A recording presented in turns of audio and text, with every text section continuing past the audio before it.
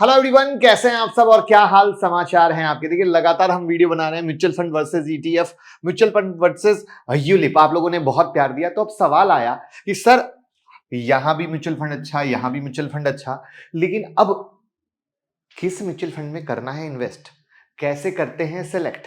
तो आज की वीडियो में हम बात करेंगे कि भैया म्यूचुअल फंड सेलेक्ट कैसे करते हैं और सेलेक्ट के आधार पर कौन कौन से अच्छे हैं। तो पहली बार आए हैं तो चैनल को सब्सक्राइब कीजिएगा, बेल आइकॉन हिट कीजिएगा और वहीं पर म्यूचुअल फंड के बारे में टाइम टू टाइम हमारी वेबसाइट पर ब्लॉग आते रहते हैं जो आप यहां से पढ़ सकते हैं और देख सकते हैं। कुछ क्राइटेरिया के बेस पर बेस्ट म्यूचुअल फंड तो मैं बताऊंगा, बट वीडियो के लास्ट में मेरा सबसे बेहतरीन तरीका क्या है, मैं किस चीज को देखकर दाव लगाता हूं, वो मैं बताऊंगा और वो लास्ट बिल्कुल मिस मत कर। तो सबसे पहले क्राइटेरिया होता है कि आखिर कौन सा ऐसा क्राइटेरिया है जिसके आधार पर हम म्यूचुअल फंड को सेलेक्ट कर रहे हैं। तो बहुत सारी चीज होती है, जैसे रिटर्न रेशियो होता है एक, दूसरा होता है बीटा, ठीक है। ऐसे ही कई सारे पैरामीटर होते हैं जिनके बारे में हम वन बाय वन बात करेंगे। जैसे एक और है स्टैंडर्ड डिविएशन, ठीक है। तो इनके बारे में हम आज बात करेंगे और फिर इन सब के बेस पर, अब चौथा क्या है बताया नहीं है, फिर इन सब के बेस पर हम आगे बढ़ेंगे। तो पहले कॉन्सेप्ट को समझते हैं, पैरामीटर को समझते हैं, तभी हम आगे बढ़ पाएंगे और वो पैरामीटर का जिक्र आगे बहुत होना है, ठीक है।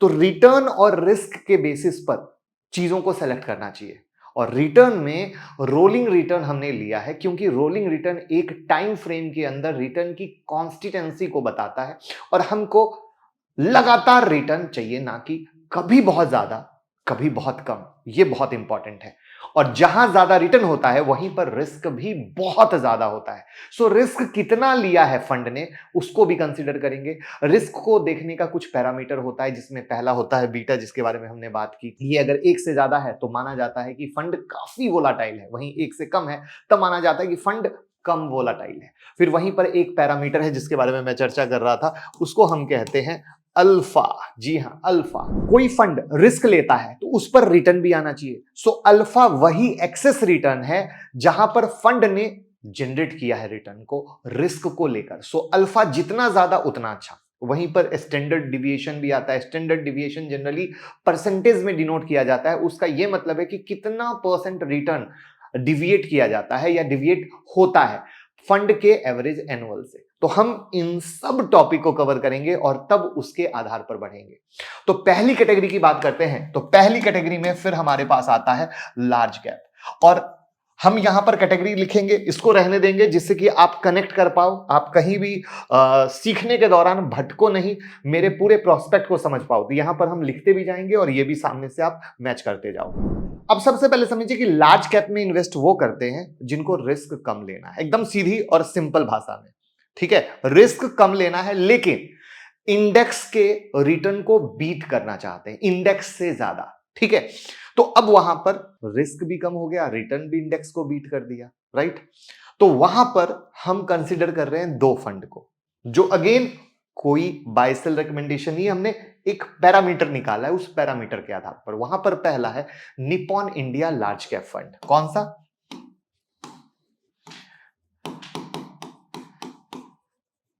Nippon India large cap fund. और दूसरा है ICICI Pru blue chip fund. ये हमारे दो फंड हो गए। दोनों के पिछले 5 साल का रोलिंग रिटर्न देखते हैं जिससे हम कंपेयर कर पाएंगे। तो ये क्वार्टरली बेसिस पर पिछले 5 साल का डेटा है जो आपके सामने स्क्रीन पर है।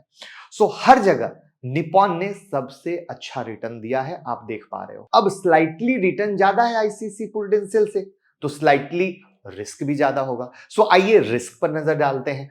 तो निप्पॉन का स्टैंडर्ड डिविएशन स्लाइटली ज्यादा है आईसीआईसी से और बीटा 1 से कम है, लेकिन आईसीआईसी से थोड़ा ज्यादा है। उसी का नतीजा है कि अल्फा भी निप्पॉन का ज्यादा है आईसीआईसी से। अल्फा होता है एक्सेस रिटर्न जो पार्टिकुलर फंड ने रिस्क लेकर जनरेट किया है। यानी मोटा मोटा यह हुआ कि रिस्क लेने में कोई बुराई नहीं है, लेकिन रिस्क ले लिया तो रिटर्न भी तो ज्यादा आना चाहिए। तो वहां पर इन सारी स्टडी के आधार पर निपॉन आपका अच्छा निकला, और इसीलिए वीडियो के शुरू में जब मैं इसको बता रहा था तो मैंने कहा था दिमाग में रखना, इनका बार बार जिक्र आएगा। तो हमने क्या किया, दो को पकड़ा, दो को इन स्टडी के आधार पर कंपेयर किया, स्टडी के आधार पर कंपेयर करते हुए निपॉन आपका बेहतर निकल के आया।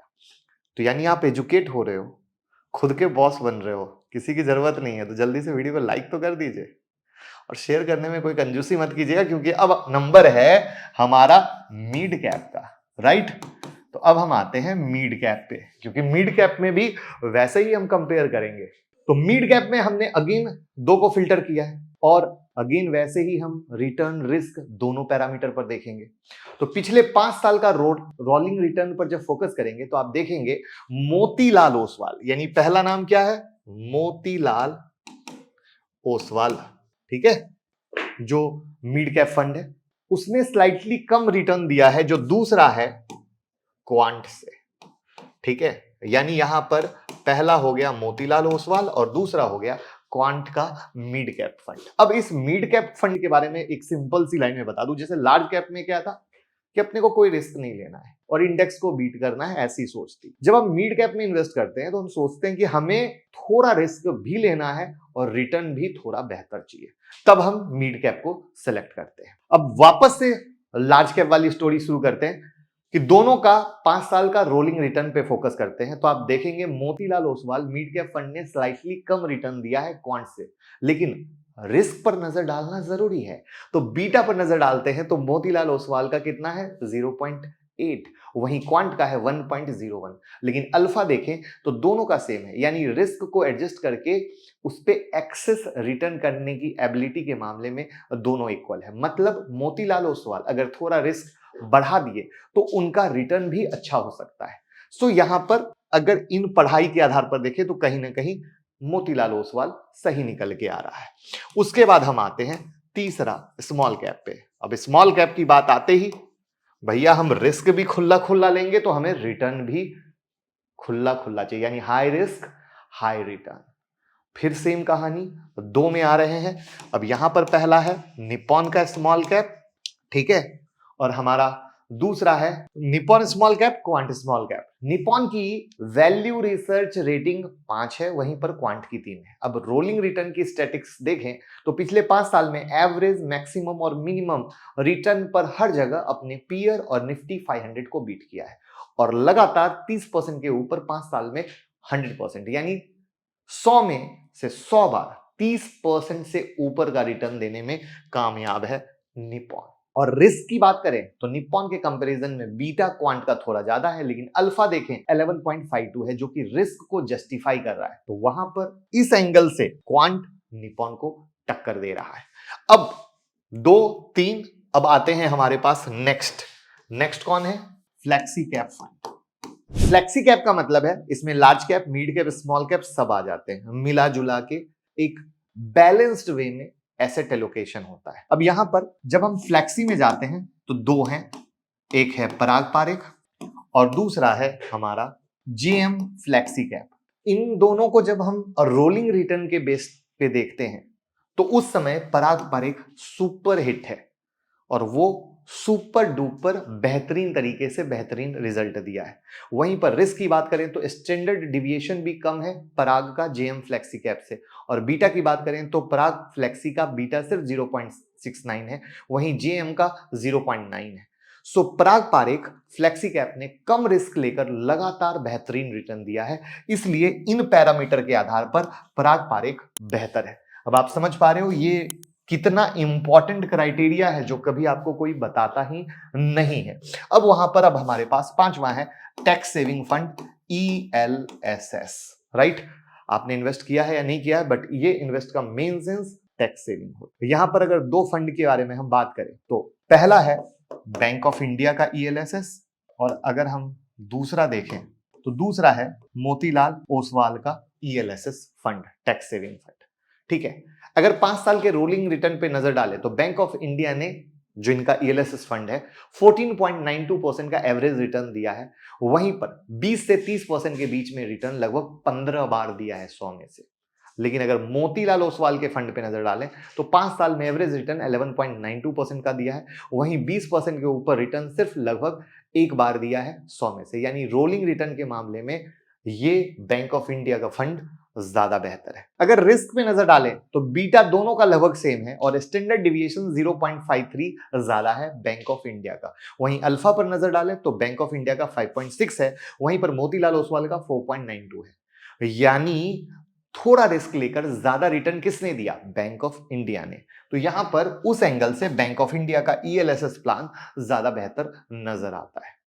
तो इस तरीके से 5 कैटेगरी जहां पर आती है, large cap, mid cap, small cap, flexi cap और ईएलएस फंड, उसको किस बेस पर देखा जाता है, उस बेस कर आधार पर हमने निकाला है। लेकिन यहां पर मेरे लिए एक पैरामीटर बहुत इंपॉर्टेंट आता है, जो वीडियो के शुरू में मैंने बोला था मैं अपना पैरामीटर बताऊंगा, वो है फंड मैनेजर कौन है।